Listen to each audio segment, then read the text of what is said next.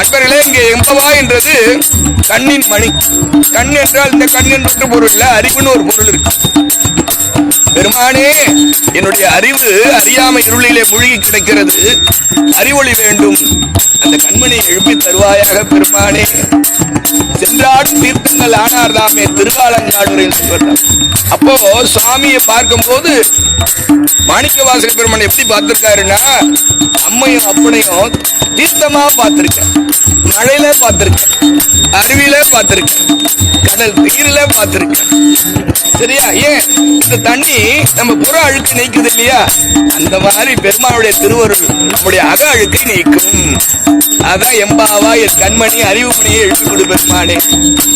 ஏலோர்ங்கிறது கூப்பிடுறது, ஏலோர் அப்படின்றது ஒளி, ஒளி குறிப்பு தான். நீ உனக்குள்ளேயே கூப்பிட்டு அந்த இருள மொழி இருக்கிற அந்த அறிவை அறியாமை நீக்கி எழுப்பிக்க. அதான் இதோட திருவம்பாவுடைய நோக்கம். சரியா? போற்றிய குழுகனின் சாதியாம் பாதமலர், போற்றிய குழுகனின் சாதியாம் பாதமலர், போற்றிய குழுகனின் மாந்தடிகள், போற்றி எல்லா உயிர்க்கும்,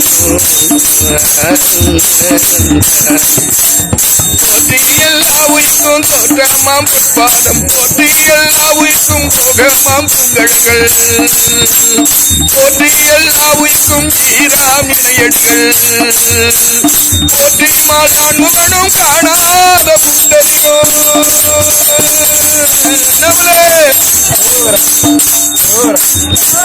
போற்றி மாலான் முகனும் காணாத புண்டரியும், போற்றிய மொழி ஆட்கொண்டருளும் பொன்மலர்கள்,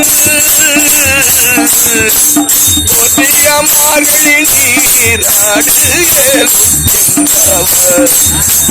போற்றிய மார்கழி நீராடு ஏலோர் எம்பாவாய், போற்றி